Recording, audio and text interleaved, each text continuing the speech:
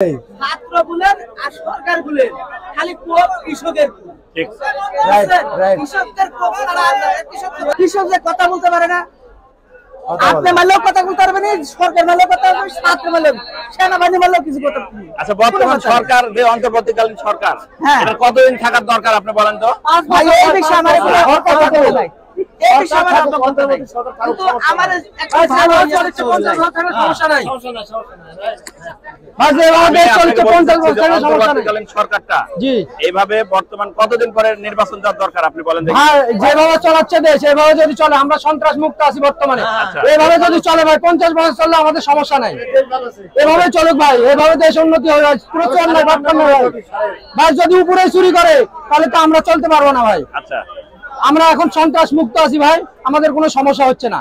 এভাবে চললে কোনো সমস্যা নাই ভাই, এভাবে চলুক। এমস্টেপটা ওষুধ 1800 টাকা, তার 500 মিলি। আপনার খুব বেশি হলে 3-4 বিঘি জমি দেওয়া যাবে, কিন্তু বুঝছেন? সার 2500 টাকা, পেঁয়াজ আমার 4000-5000 বেচলে পরে পড়তে হবে না।